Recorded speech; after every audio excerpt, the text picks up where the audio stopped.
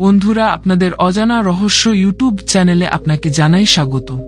আপনি যদি আমাদের চ্যানেলটিকে সাবস্ক্রাইব করে না থাকেন, সাবস্ক্রাইব করে নিন, এখনই জীবন বদলে যাবে। হ্যালো বন্ধুরা, কেমন আছো সবাই? আশা করি সবাই আছো ভালো। বন্ধুরা, বাড়িতে যেখানে আমরা টাকা পয়সা ও অন্য দামি জিনিস রাখি তা অত্যন্ত গুরুত্বপূর্ণ, কারণ অর্থের সঙ্গে জড়িয়ে থাকে আমাদের ভালো থাকা, খারাপ থাকা। প্রতিটি মানুষ অর্থ উপার্জন করার জন্য পরিশ্রম করেন।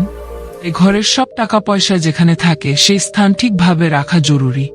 আজ এই ভিডিওতে আমি আপনাদেরকে বলবো আলমারির লকারে বাস্তুশাস্ত্র অনুসারে কি রাখবেন এবং কি রাখবেন না।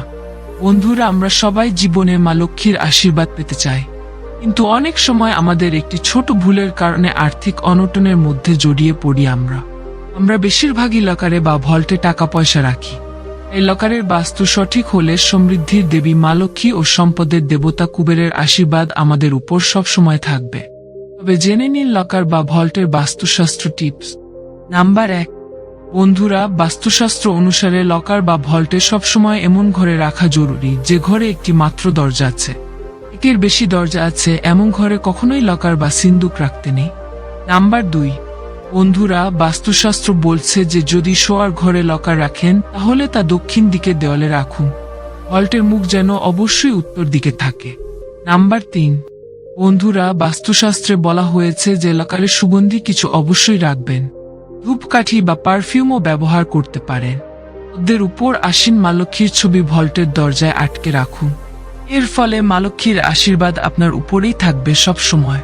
নাম্বার 4। বন্ধুরা, আপনার ভল্টে যাতে কখনো খালি না হয় তার জন্য এর ভেতরে কয়েক দানা চাল রেখে দিন। এতে মা লক্ষ্মীর পাশাপাশি কুবেরও খুশি হবেন আপনার উপর। নাম্বার 5। বন্ধুরা, বাস্তুশাস্ত্র অনুসারে আলমারির পেছনে বা সিন্দুকের পেছনে কখনো ঝাড়ু রাখবেন না। ভুলেও এই কাজ করলে আপনার জীবনে চরম আর্থিক সংকট দেখা দেবে। সম্পদে পূর্ণ সিন্দুকও এর ফলে শূন্য হয়ে যেতে পারে। তো এই ছিল আজকের ভিডিওটি ভালো লাগলে লাইক শেয়ার করতে ভুলবেন না এবং অজানা রহস্য চ্যানেলটি সাবস্ক্রাইব করে পাশের নোটিফিকেশনটি অন করে রাখুন, যাতে কোনো নতুন ভিডিও মিস না যায়। ধন্যবাদ।